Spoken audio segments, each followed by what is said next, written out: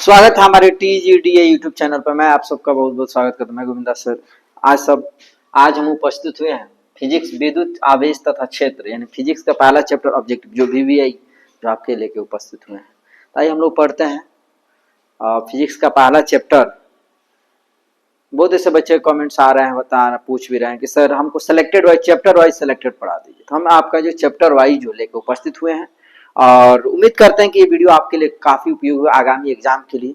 आप इस वीडियो को अच्छे से पढ़िए, देखिए और सब्सक्राइब करिए, अन्य जगह शेयर कमेंट्स भी करिए और बताइए भी, आपने सुझाव भी दीजिए कि इसमें क्या कमी रह गई, जैसे कि लाइटिंग के लेके या किस प्रकार का। हम उम्मीद है कि लिखा भी आपको बिल्कुल क्लीन देखेगा और इस प्रकार से, ठीक है। तो चलिए हम लोग पढ़ते हैं, है ना। विद्युत आवेश तथा क्षेत्र, इलेक्ट्रिक फील्ड, है ना, electric charge and field. Share कर दीजिए, ठीक है। चलिए, ये आ गई आपकी स्लाइड, यहां से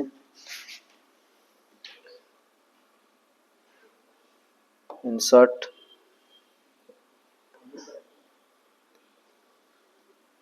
चलिए वो स्लाइड हम ले लेते हैं जो हम लोग पढ़ना है। क्या था फिजिक्स का, क्या था?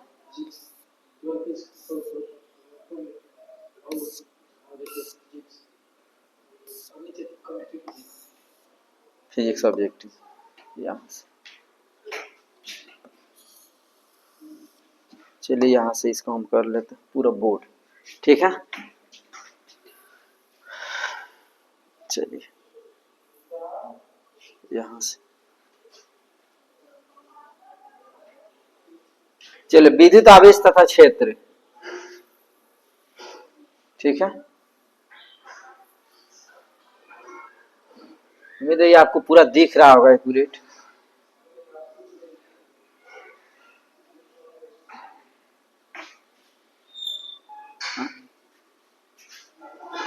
विद्युत आवेश तथा क्षेत्र, पहला चैप्टर है कि एक AMU, इसको कलर चेंज कर, एक AMU कितना का बराबर होता है? एक AMU कितना के बराबर होता है? तो देखिए ये होता है आपका 1 पॉइंट, कितना होता है 1.6 इंटू 10⁻⁻27 kg होता है, ठीक है। आपका ऑप्शन नंबर क्या होगा? बिल्कुल सही जवाब होगा, ठीक है। एक AMU ऑटो मास यूनिट की बात हो रही है, ऑटो, है ना, मास यूनिट, ठीक है। ये हो गया ऑटो मास यूनिट।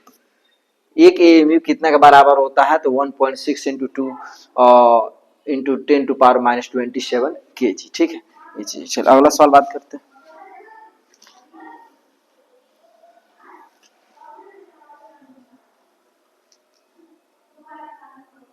पूरा क्लीन दिख रहा है जी? हाँ, एक स्टेट कूलाम बराबर कितना होता है? एक स्टेट कूलाम बराबर कितना होता है? एक स्टेट कूलाम बराबर 1/3 गुणे 10⁻⁻19 कूलाम, ठीक है। एक स्टेट कूलाम बराबर कितना होता है? तो 1/3 गुणे 10⁻³ -9c, इनका ऑप्शन नंबर डी होगा आपका सही जवाब, ठीक है। ये होता है। अगला सवाल बात करते हैं कि एसआई पद्धति में इप्सिलॉन ओ का मात्रक क्या होता है? ये जो आपका ये बना ना, इसको इप्सिलॉन कहते हैं। क्या कहते हैं? इप्सी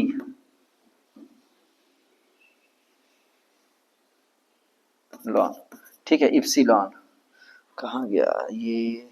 यहां से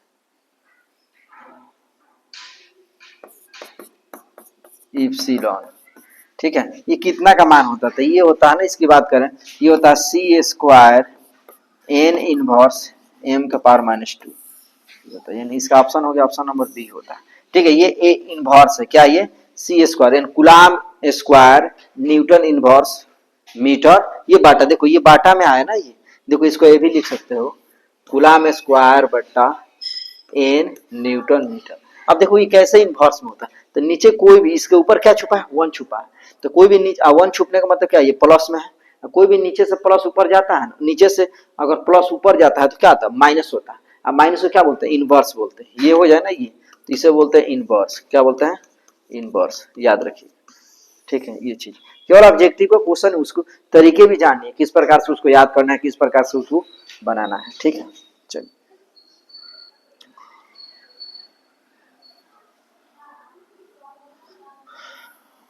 चलिए और क्वेश्चन एकदम बड़ा बड़ा करके पढ़ा रहता है, क्वेश्चन आपको बिल्कुल क्लीन दिख सके।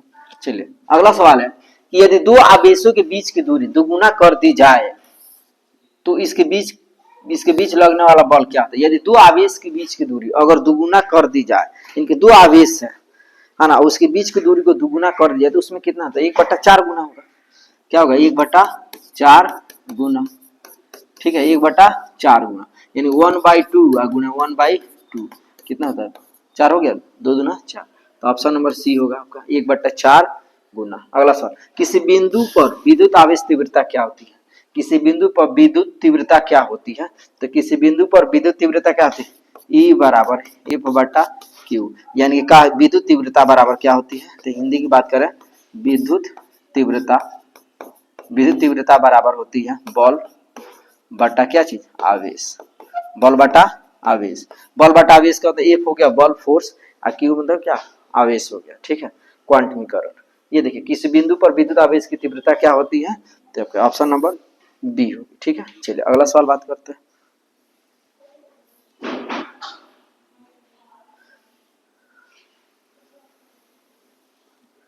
चलिए नेक्स्ट प्रश्न है, आवेश का पृष्ठ घनत्व क्या होता है। आवेश का पृष्ठ घनत्व क्या होता है, ये होता है सिग्मा बटा क्यू बटा ई, सिग्मा बटा क्यू, यानी कि आवेश बटा एम्पियर, आवेश बटा एम्पियर होता है, ठीक है। सिग्मा ये है ना आपका सिग्मा, यानी ऑप्शन नंबर आपका ये होगा।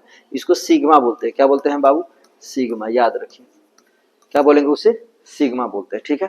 चलिए अगला प्रश्न बात करते हैं, विद्युत क्षेत्र की तीव्रता का एसआई मात्रक क्या होती है। विद्युत क्षेत्र की तीव्रता का एसआई मात्रक क्या होती है, तो विद्युत क्षेत्र की तीव्रता की बात करें, यानी कि विद्युत क्षेत्र की एसआई मात्रा की बात होती है, वो होता है न्यूटन बटा कूलम, यानी कि N/C, एक ही हुआ ना, न्यूटन बटा कूलम, या इसे ये भी कह सकते हैं NC इनवर्स, क्यों, क्योंकि सी क्या है, कूलम क्या है, प्लस में है, प्लस नीचे से ऊपर जाए तो क्या माइनस हो जाएगा, ठीक है। चलिए अगला बात करते हैं, एक स्थिर आवेश का उत्पन्न करता है, एक स्थिर आवेश उत्पन्न करता है, एक स्थिर आवेश क्या उत्पन्न करता है, तो पहला हो गया ऑप्शन केवल विद्युत, केवल विद्युत क्षेत्र। आइए इसका और भी ऑप्शन दिखाते हैं हमको। चलिए ये हो गया केवल विद्युत चुंबकीय क्षेत्र, ए तथा बी दोनों, इनमें से कोई नहीं, तो इसमें ऑप्शन नंबर जो है ए आपका सही होगा। क्या होगा, ऑप्शन नंबर ए बिल्कुल सही जवाब। आइए वो भी दिखाते हैं, इसमें क्या उत्पन्न करता है, केवल विद्युत क्षेत्र उत्पन्न करता है, यानी कि केवल ऑप्शन नंबर ए बिल्कुल क्या सही जवाब, ठीक है। चलिए अगला सवाल बात करते हैं।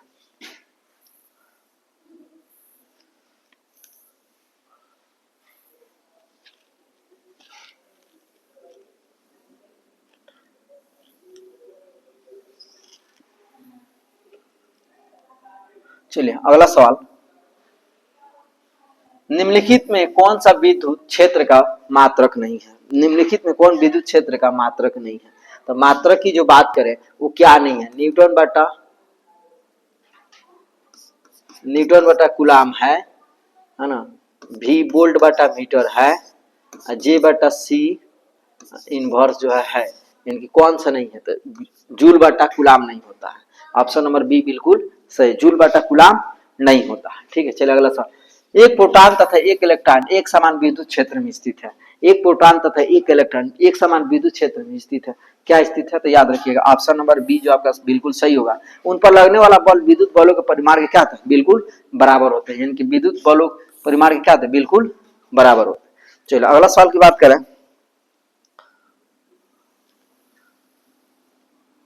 चलिए ई विद्युत तीव्रता की विद्युत क्षेत्र में पी द्विध्रुव आघूर्ण वाली विद्युत द्विध्रुव पर लगने वाला बल आघूर्ण क्या होगा, तो होगा पी गुणे, यानी ई बराबर क्या होगा, पी गुणे ई, पी गुणे ई, यानी ऑप्शन नंबर ए क्या होगा, बिल्कुल सही जवाब, ठीक है। अगला सवाल, एक पृथक्कृत चालक गोले को कुछ धनावेश दिया जाता है, इसका द्रव्यमान क्या होगा, इसका द्रव्यमान क्या होगा। एक पृथक्कृत चालक गोले को और कुछ धनावेश दिया जाएगा तो उसका द्रव्यमान क्या होगा, बिल्कुल घट जाएगा, क्या था, घटता, ऑप्शन नंबर ए बिल्कुल सही जवाब है, ठीक है।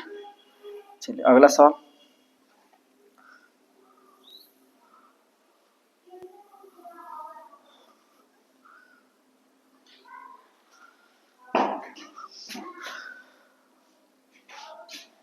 चलिए अगला सवाल देखते हैं, दो दिए गए आवेश के बीच लगने वाला बल उसके बीच की दूरी के वर्ग के क्या होता है, वर्ग के क्या होता है, वर्ग के कभी भी कर्मानुपाती दो आवेश के बीच की दूरी लगने बल के क्या होता है, हमेशा बीच की दूरी क्या होता है, वर्ग के, यानी कहने का एफ समानुपाती, ठीक है, Q1 इंटू क्या चीज Q2/1/r², ये होता है। तो इसे कह सकते हैं एफ बराबर के इंटू Q1 इंटू Q2 बटा r²। तो वर्ग की बात हो रही है तो समानु क्या होता है, व्युत्क्रमानुपाती होता है, उसके बीच की दूरी क्या होती है, कभी हमेशा क्या होता है, व्युत्क्रमानुपाती होता है। ठीक है, चलिए अगला सवाल बात करते हैं। विद्युत क्षेत्र की तीव्रता का एक ऐसा एक राशि है, विद्युत क्षेत्र की तीव्रता एक है ना, एक राशि है, कौन सी राशि, कभी भी सदिश राशि होती है, क्या होती है, सदिश राशि है। ठीक है, चलिए अगला प्रश्न की बात करते हैं।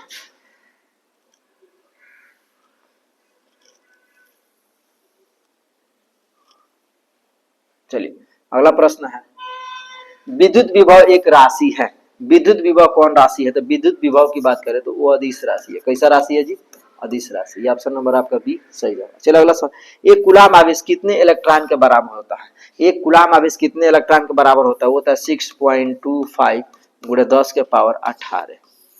ठीक है, यानी कि ऑप्शन नंबर बी बिल्कुल सही जवाब है। दिख रहा है, पूरा क्लीन दिख रहा है। ठीक है,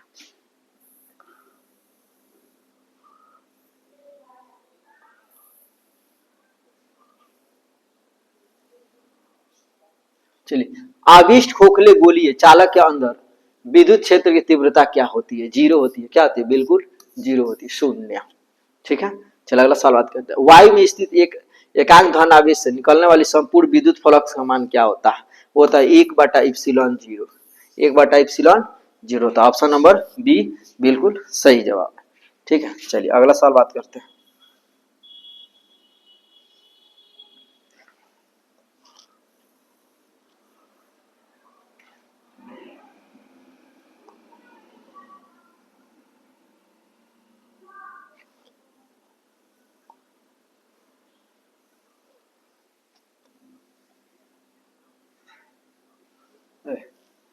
कहा नहीं जी हो रहा, दिख रहा है क्वेश्चन दिख रहा है, हाँ साफ दिख रहा है जी।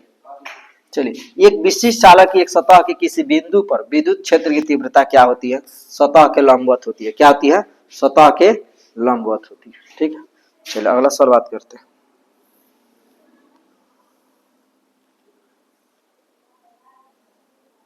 ये दिख रहा है क्वेश्चन,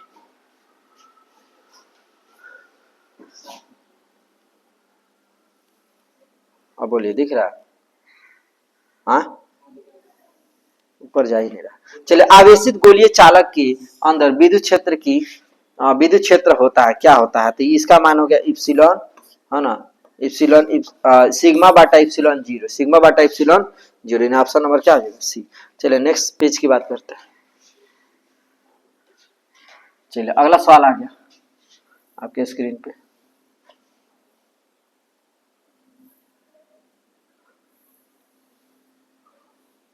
दिख रहा है ये, विद्युत फ्लक्स ऐसा ही मात्रा क्या होता है, विद्युत फ्लक्स, ठीक है, विद्युत फ्लक्स ऐसा ही मात्रा क्या होता है ना, तो v बटा एम, v बटा एम।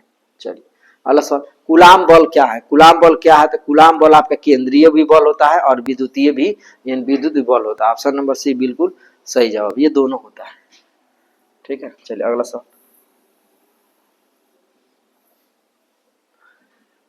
यदि समरूप विद्युत क्षेत्र x अक्ष की दिशा में विद्यमान है तो सम विभव क्या हुआ, सम विभव होता है कभी भी वाई जेड तल की दिशा, तल की दिशा, वाई जेड तल की दिशा, यानी ऑप्शन नंबर क्या आ जाएगा, सी बिल्कुल सही। अगला सवाल, स्थिर विद्युत क्षेत्र का मान होता है, क्या होता है, संरक्षी होता है, क्या होता है, संरक्षी। स्थिर विद्युत क्षेत्र का मान क्या होता है, कभी भी संरक्षी होता है। क्या आपके लिए काफी उपयोगी है, आप लाइक कमेंट शेयर करिए, अन्य जगह भी भेजिए, और हमारे चैनल पे आप नए हैं तो सब्सक्राइब कर लीजिए। और हमारे चैनल पे सभी विषय का संपूर्ण चैप्टर वाइज आपको ऑब्जेक्टिव प्लस सब्जेक्टिव सारी चीजें मिलने वाली है, टोटल प्लेलिस्ट में आके पढ़िए, सभी चीजें मिलने वाली है। ठीक है, चलिए जब किसी वस्तु का आवेशित किया जाता है तो उसका द्रव्यमान क्या होगा, आवेशित किया जाएगा तो उसका द्रव्यमान क्या होगा, ना बढ़ेगा ना घटेगा, स्थिर रहेगा। ठीक है, जो रहेगा वहीं पे रहेगा। ठीक है, उसका मान क्या होता है, ना बढ़ सकता है नहीं घट सकता। Option number D. चलिए अगला सवाल,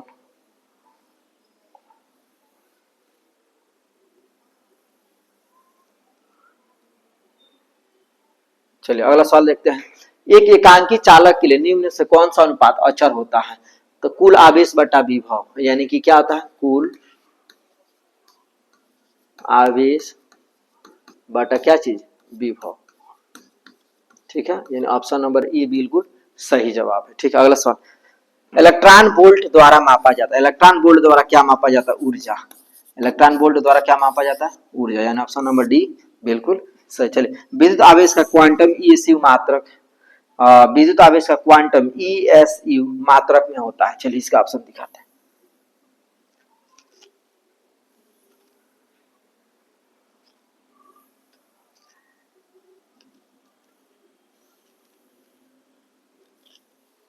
चलिए उसका ऑप्शन क्या होगा? ये होगा 4.78 गुणे 10 के पावर माइनस 10।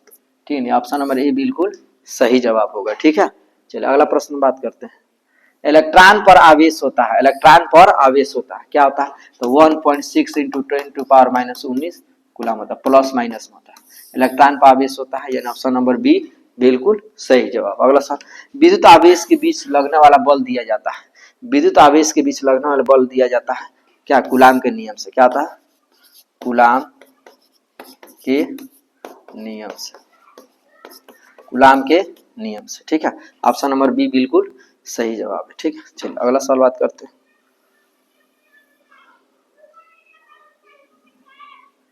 एक कूलम आवेश ईएसयू कितना के बराबर होता है? अभी मैंने बोला था 3 गुणे 10 का पावर 9।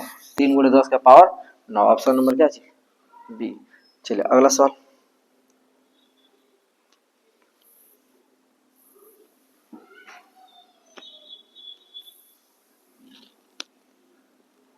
चलिए ये देखिए, इप्सिलॉन जीरो का मात्रक क्या होता है? इप्सिलॉन जीरो का मात्रक होता है ए बटा एम। 1 बटा एम, ऑप्शन नंबर बी। आवेश का बीमा क्या होती है? आवेश की बीमा क्या होती है? एटी होती है। क्या होती है? एटी, यानी कि ऑप्शन नंबर ए बिल्कुल सही जवाब। ठीक है, चलिए अगला सवाल बात करते हैं। निम्नलिखित में किस राशि का मात्रक वोल्ट मीटर में होता है? निम्नलिखित में किस राशि का मात्रक वोल्ट मीटर में होता है? विद्युत क्षेत्र। किस में होता है जी? विद्युत क्षेत्र।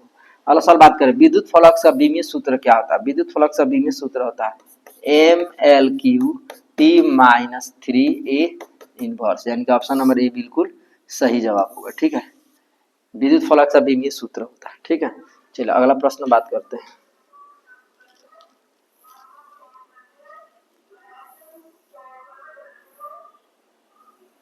चलिए, विद्युत क्षेत्र की तीव्रता की बीमा क्या होती है? विद्युत क्षेत्र की तीव्रता की बीमा क्या होती है? वो होती है ऑप्शन नंबर ए, यानी कि M L T minus 3 I inverse. I inverse. ठीक है, ऑप्शन नंबर ए। अगला सवाल, हवा में अपेक्षित परावैद्युतांक का मान क्या होता है? हवा में 1 होता है। कितना होता है हवा में परावैद्युत? कितना मान होता है? 1। चलिए अगला सवाल। वायु के लिए परावैद्युत सामर्थ्य होता है। वायु के लिए परावैद्युत सामर्थ्य होता है, क्या होता है? वायु के लिए परावैद्युत सामर्थ्य होता है 3 गुणे 10 के पावर 6 वोल्ट मीटर इनवर्स। इनका ऑप्शन नंबर ए। क्या था? Option number A.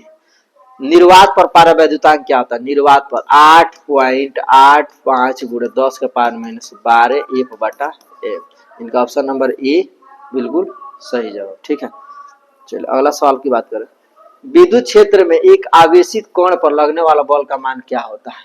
वो होता है Q into option number A.